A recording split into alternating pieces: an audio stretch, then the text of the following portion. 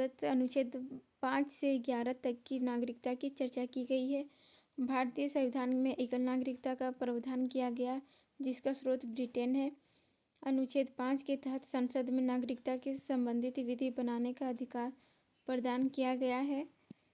संसद ने वर्ष 1955 में नागरिकता के संदर्भ में व्यापक कानून का निर्माण किया, जिसे भारतीय नागरिकता अधिनियम कहा गया। इस अधिनियम के तहत नागरिकता प्राप्ति के 5 और नागरिकता समाप्ति के 3 तरीकों का उल्लेख किया गया है। मौलिक अधिकार। संविधान के भाग 3 के अंतर्गत अनुच्छेद 12 से 35 तक के मौलिक अधिकारों की चर्चा की गई है, जिसका स्रोत अमेरिका का संविधान है।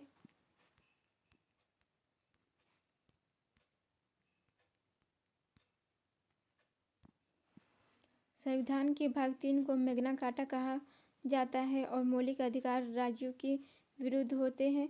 मौलिक अधिकार न्यायालय में परिवर्तनीय होते हैं। मूल संविधान में कुल मौलिक अधिकारों की संख्या 7 थी। 44वें संविधान संशोधन अधिनियम 1978 द्वारा संपत्ति के अधिकार को अनुच्छेद 31 को मौलिक अधिकार की श्रेणी से समाप्त कर संविधान के भाग 12 के अनुच्छेद 301 में कानूनी अधिकार बना दिया गया।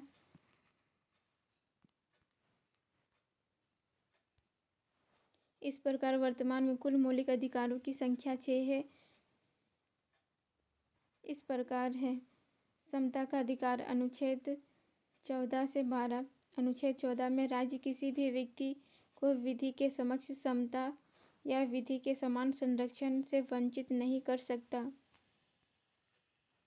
अनुच्छेद 15 में राज्य में धर्म, जाति, नस्ल, रंग, लिंग या जन्म स्थान के आधार पर भेदभाव निषेध करता है। अनुच्छेद 16 में सरकारी नियोजन में समानता का प्रावधान। अनुच्छेद 17 में अस्पृश्यता का अंत उन्मूलन का प्रावधान।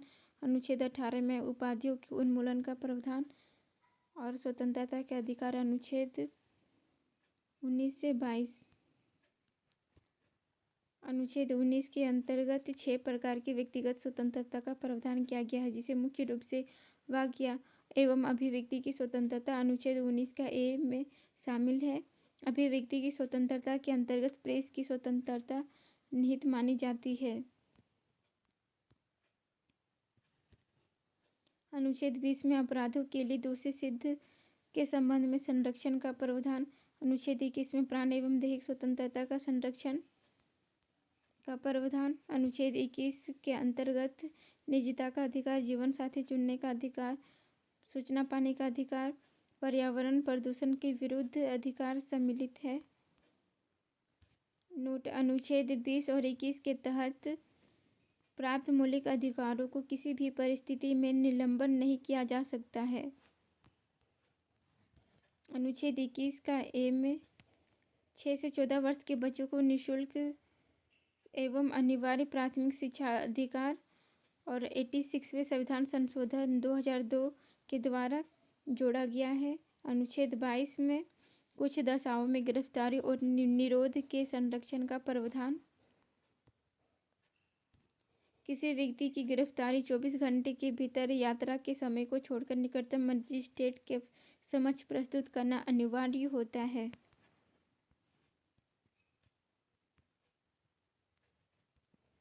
शोषण के विरुद्ध अधिकार। अनुच्छेद 23 से 24। अनुच्छेद 23 में मानव की दुर्व्यवहार, बलता श्रम, बंधुआ मजदूर, बेगारी आदि पर प्रतिबंध। अनुच्छेद 24 में 14 वर्ष से कम आयु के बच्चों को नियोजन पर प्रतिबंध। धार्मिक स्वतंत्रता का अधिकार। अनुच्छेद 25 से 28। अनुच्छेद 25 में अंतःकरण स्वतंत्रता, अपने धर्म को मानने, आचरण करने और उसका प्रचार करने की स्वतंत्रता। अनुच्छेद 2 में सिखों के कृपान धारण करने की स्वतंत्रता।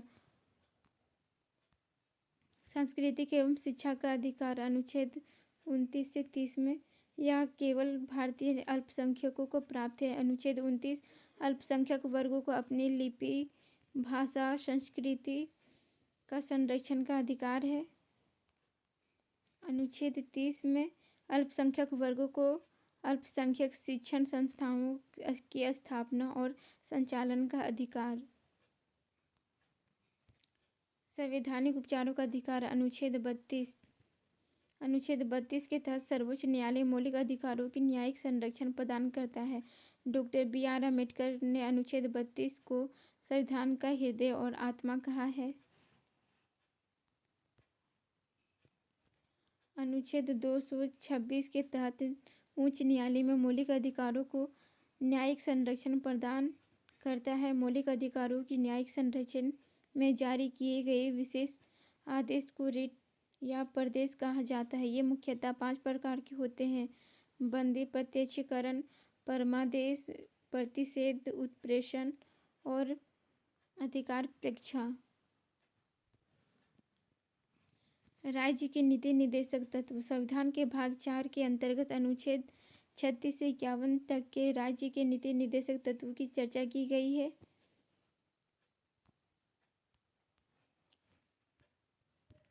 जिसका स्रोत आयरलैंड का संविधान है।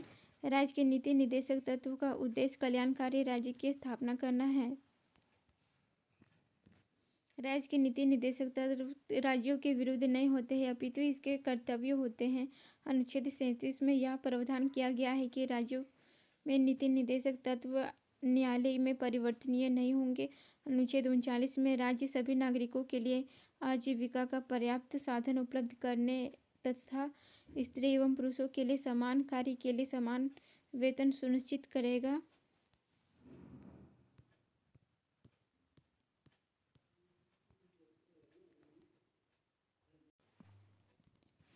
अनुच्छेद 39 का ये में राज्य सामान्य न्याय और निःशुल्क कानूनी सहायता की व्यवस्था करेगा। 42वें संविधान संशोधन अधिनियम 1976 द्वारा अनुच्छेद 40 में राज्य ग्राम पंचायतों का गठन का प्रयास करेगा। अनुच्छेद 41 में राज्य की कुछ दशाओं में काम, शिक्षा और लोक सहायता पाने के अधिकार को प्राप्त करने के लिए उचित प्रबंध करेगा। अनुच्छेद 42 में राज्य काम की न्याय संगत और मनोचित दशाओं में महिला प्रसूति सहायता का प्रबंध करेगा। अनुच्छेद 43 में राज्य श्रमिकों और न्यूनतम मजदूरी और कुटीर उद्योगों का संवर्धन करने का प्रयास करेगा।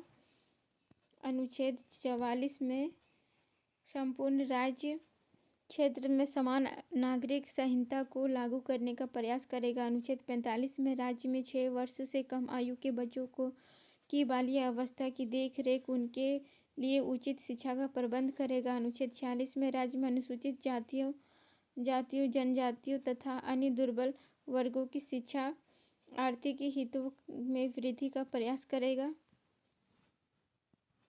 अनुच्छेद 47 में राज्य में लोगों के पोषाहार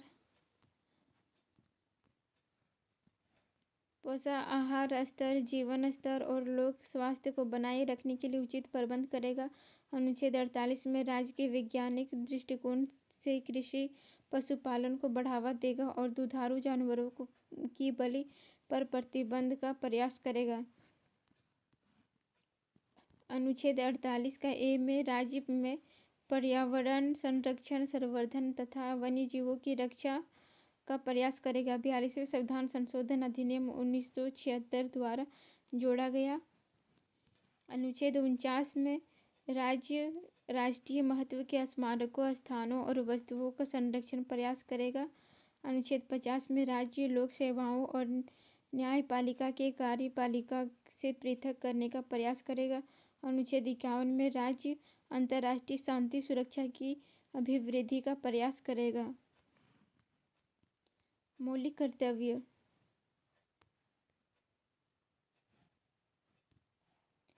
संविधान के भाग 4 का ए के अंतर्गत अनुच्छेद 51 का ए में मौलिक कर्तव्यों की चर्चा की गई है, जिसका स्रोत रूस का संविधान है। सरदार स्वर्ण सिंह समिति की अनुशंसा पर प्रधानमंत्री इंदिरा गांधी के शासनकाल में 42वें संविधान संशोधन अधिनियम 1976 द्वारा मौलिक कर्तव्यों को सम्मिलित किया गया था। प्रारंभ में कुल 10 मौलिक कर्तव्य जोड़ा गया था, परंतु वर्तमान में इसकी संख्या बढ़कर 11 हो गई है। 11वें मौलिक कर्तव्यों को 86वें संविधान संशोधन अधिनियम 2002 के तहत जोड़ा गया है।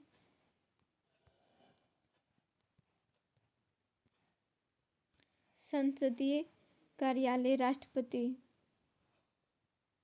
राष्ट्रपति देश का प्रथम नागरिक होता है। अनुच्छेद 53 के तहत कार्यपालिका का प्रमुख राष्ट्रपति होता है। भारत में राष्ट्रपति का निर्वाचन अप्रत्यक्ष निर्वाचन प्रणाली के तहत निर्वाचन मंडल द्वारा होता है। राष्ट्रपति के निर्वाचन मंडल में लोकसभा राज्यसभा से निर्वाचित सदस्य, सभी राज्यों की विधानसभाओं में निर्वाचित सदस्य तथा दिल्ली और पुडुचेरी विधानसभाओं के निर्वाचित सदस्य शामिल होते हैं। राष्ट्रपति के उम्मीदवार को लोकसभा का सदस्य चुने जाने की योग्यता रखना अनिवार्य होता है।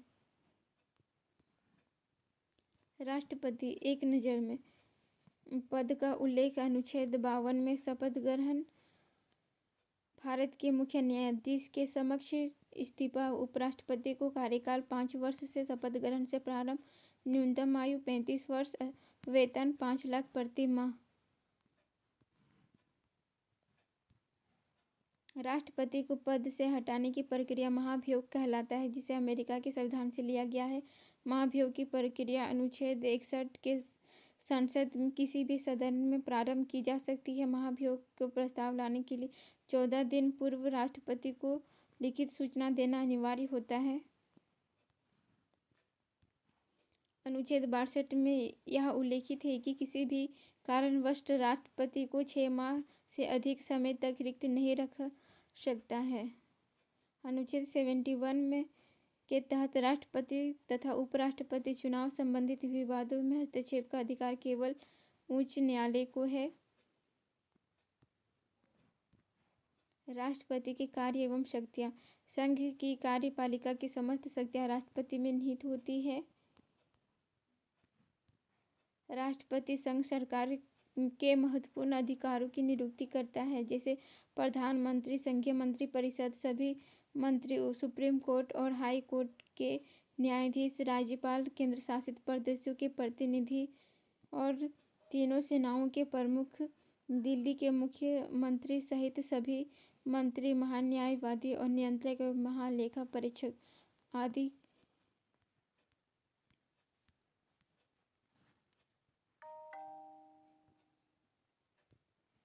राष्ट्रपति 3 सेनाओं का प्रमुख अध्यक्ष होता है। अनुच्छेद 72 के तहत राष्ट्रपति न्यायालय द्वारा दी गई सजा, दंड के मामले में क्षमादान की शक्ति प्राप्त है। अनुच्छेद 72 के तहत राष्ट्रपति किसी की भी क्षमा कर सकता है। अनुच्छेद 80 में के तहत राष्ट्रपति राज्यसभा के 12 सदस्यों का मनोनयन का अधिकार प्राप्त है, जो कि कला, विज्ञान, साहित्य, समाज सेवा के क्षेत्र से जुड़े होते हैं। अनुच्छेद 85 के तहत राष्ट्रपति को संसद में शस्त्र आहूत करने, सत्राभाषण करने और लोकसभा का विघटन का अधिकार प्राप्त है। अनुच्छेद 108 के तहत राष्ट्रपति संसद के दोनों सदनों का संयुक्त अधिवेशन बुलाने का अधिकार प्राप्त है, जिसकी अध्यक्षता लोकसभा अध्यक्ष करता है। अनुच्छेद 111 में के तहत राष्ट्रपति को संसद के दोनों सदनों द्वारा पारित विधेयक को वीटो निषेधाधिकार शक्ति अधिकार प्राप्त है, जो कि 3 प्रकार का होता है: अत्यंतिक, निलंबनकारी एवं जैवी वीटो। अनुच्छेद 123 के तहत राष्ट्रपति संसद के शस्त्र न चलाने की स्थिति में अध्यादेश जारी कर सकता है। अनुच्छेद 143 के तहत राष्ट्रपति किसी भी विधायिक मामले में सर्वोच्च न्यायालय में परामर्श ले सकता है। अनुच्छेद 280 के तहत राष्ट्रपति प्रत्येक 5 वर्ष में वित्त आयोग का गठन करता है। आपातकालीन स्थिति में राष्ट्रपति की विषय संबंधित प्रावधान की गई है, जो निम्नलिखित है। अनुच्छेद 352 के तहत युद्ध, बाह्य आक्रमण, सशस्त्र विद्रोह के दौरान राष्ट्रपति आपातकाल की घोषणा का अधिकार है। अनुच्छेद 356 के तहत राज्य संवैधानिक तंत्र विफल होने की स्थिति में राज्य में आपातकाल राष्ट्रपति शासन की घोषणा का अधिकार है। अनुच्छेद 360 में के तहत आर्थिक स्थिति खराब होने की दशा में वित्तीय आपातकाल की घोषणा का अधिकार है। उपराष्ट्रपति। संविधान के अनुच्छेद 63 में यह प्रावधान किया गया है कि भारत का उपराष्ट्रपति होगा। उपराष्ट्रपति का निर्वाचन अप्रत्यक्ष निर्वाचन प्रणाली के तहत निर्वाचन मंडल द्वारा किया जाता है, जिसे संसद के दोनों सदनों के सदस्य शामिल होते हैं। उपराष्ट्रपति के उम्मीदवार को राज्यसभा का सदस्य चुने जाने की योग्यता रखना अनिवार्य होता है। उपराष्ट्रपति एक नज़र में पद का उल्लेख। अनुच्छेद 63 में पद का स्रोत अमेरिका से शपथ। राष्ट्रपति के समक्ष इस्तीफा। राष्ट्रपति को कार्यकाल 5 वर्ष। शपथ ग्रहण से प्रारंभ। न्यूनतम आयु 35 वर्ष। उपराष्ट्रपति को उसके पद के कार्यकाल से पूर्व महाभियोग की प्रक्रिया से हटाया जा सकता है। उपराष्ट्रपति का पद हटाने से संबंधित महाभियोग का प्रस्ताव सर्वप्रथम राज्यसभा में पेश किया जाता है। उपराष्ट्रपति का कार्य एवं शक्तियाँ। उपराष्ट्रपति राज्यसभा का पदेन सभापति होता है। उपराष्ट्रपति राज्यसभा की कार्यवाही को सुचारू ढंग से चलाता है। राष्ट्रपति का पद रिक्त होने की स्थिति में उपराष्ट्रपति कार्यवाहक राष्ट्रपति के रूप में कार्य करता है। संघीय मंत्रिपरिषद एवं प्रधानमंत्री। अनुच्छेद 74 के तहत राष्ट्रपति के विचार विमर्श की सहायता हेतु एक संघीय मंत्रिपरिषद होती है, जिसका मुखिया प्रधानमंत्री होता है। संघीय मंत्रिपरिषद सभी संसद के सदस्य होते हैं। संघीय मंत्रिपरिषद के सभी मंत्रियों की नियुक्ति राष्ट्रपति प्रधानमंत्री की सलाह से करता है। संघीय मंत्रिपरिषद सभी मंत्री राष्ट्रपति के प्रसाद पर्यंत कार्य करते हैं और संघीय मंत्रिपरिषद में सभी सामूहिक रूप से लोकसभा के प्रति उत्तरदायी होते हैं। संसदीय मंत्रिपरिषद 3 स्तर के मंत्री होते हैं: कैबिनेट मंत्री, राज्य मंत्री और स्वतंत्र प्रभार मंत्री। संघीय मंत्रिपरिषद की कुल मंत्रियों की संख्या प्रधानमंत्री समेत लोकसभा के सदस्यों की कुल संख्या का 15% से अधिक नहीं हो सकती है। अनुच्छेद 75 में के तहत राष्ट्रपति प्रधानमंत्री की नियुक्ति करता है और अन्य मंत्रियों की नियुक्ति राष्ट्रपति प्रधानमंत्री की सलाह पर करता है। प्रधानमंत्री एक नज़र में नियुक्ति। राष्ट्रपति द्वारा शपथ। राष्ट्रपति के समक्ष इस्तीफा। राष्ट्रपति को कार्यकाल 5 वर्ष। न्यूनतम आयु 25 वर्ष।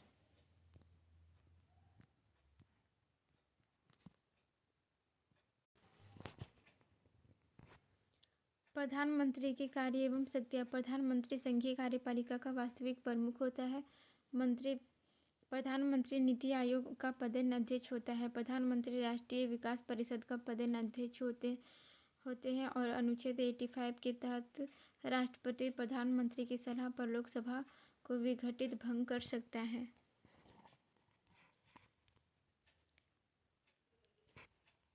महान्यायवादी। संविधान के अनुच्छेद 76 के तहत संघीय मंत्रिपरिषद की सलाह पर राष्ट्रपति महान्यायवादी की नियुक्ति करता है। महान्यायवादी देश के सर्वोच्च कानूनी सलाहकार होते हैं और महान्यायवादी देश की किसी भी न्यायालय में सुनवाई करने का अधिकार प्राप्त है। महान्यायवादी संसद के सदस्य नहीं होते हैं, परंतु संसद में किसी भी सदन में कार्यवाही में भाग ले सकता है। दोनों सदनों में संबोधित कर सकता है। महान्यायवादी सदन के मत का प्रयोग नहीं कर सकता है। महान्यायवादी के पद की योग्यताएं उच्च न्यायालय के न्यायाधीशों के समान होती है।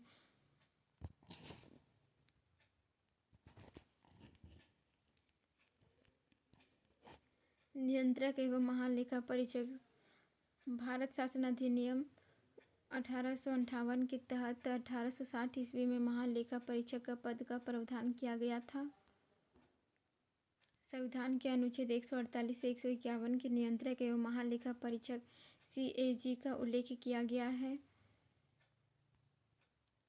अनुच्छेद 148 के तहत संघीय मंत्रिपरिषद की सिफारिश पर राष्ट्रपति नियंत्रक एवं महालेखा परीक्षक नियुक्ति करता है। नियंत्रक एवं महालेखा परीक्षक का कार्यकाल पद ग्रहण से 6 वर्ष अथवा 65 वर्ष की आयु तक जो पूर्ण होता है पहले।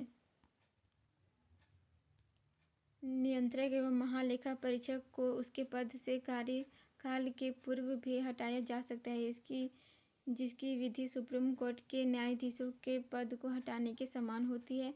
नियंत्रक एवं महालेखा परीक्षक मुख्य कार्य लोक धन के व्यय की निगरानी करना होता है। नियंत्रक एवं महालेखा परीक्षक रिपोर्ट की नींव लोक लेखा समिति करती है, जिस कारण से नियंत्रक एवं महालेखा परीक्षक को लोक लेखा समिति और दार्शनिक मार्गदर्शक कहा जाता है। वर्ष 1976 में महालेखा परीक्षक CGA नामक नए पद का निर्माण किया गया था, जिसकी नियुक्ति राष्ट्रपति करता है।